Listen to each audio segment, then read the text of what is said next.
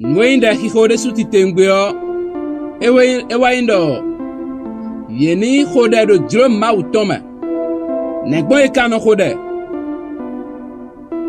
do azoda gbe bodo gwemele enawa de gigo ma uton khle utuwezon wenwe jiro mado de tueme ahon de vonu enoyin wenwe amaka tundo gbigbo me ahon aro nutwe guwe kpon bode tuedo pipen debuwa egbe an yilawe da kwanu akhode kponu yuwe kpo kporo nukumo jenu mekpo donu de tuyo akunu na se de gbe tuyo aro na khode lo jiro tome jiro kwaton we ba de yowe ya amo jiro ma utome ero jiro ma utome adi wa ba da kunu zangla mesin de wo ero wonu wonde we ba na khode ba kunu na se de gbe tuwe nu akhode ro jiro tome.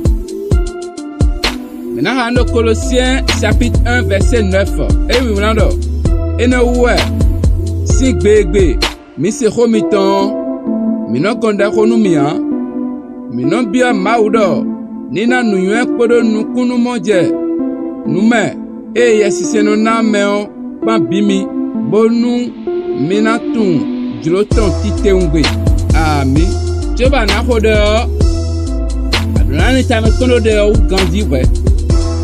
Do nous de ti bene no zon lobo betano sabo tabi eno der hundo meta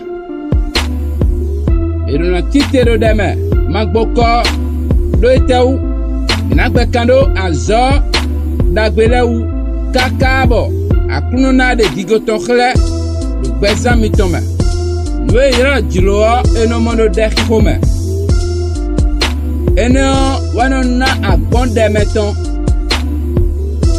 bokono aka monu kunu jenu mende suo de tuyo eno inde lobono sien nwe kado taji biya waindo de khwade ni do jiro ma utome nu gwezantwe donu de tuwe ma do jiro ma utome aba nwe ba de osinde khwade ba mama kaba nu monkotonu we a ena tira lo bonu guwa ba de na fon lobo de vonu yin wa tegbe. Heureusement, on croit ces antines. Bodo, jiro ma utoni wado dehi khomiton la main. Ami. Akuno de mino de khoe gbe nami nu yuen tué. De nu yuen siakwete meton.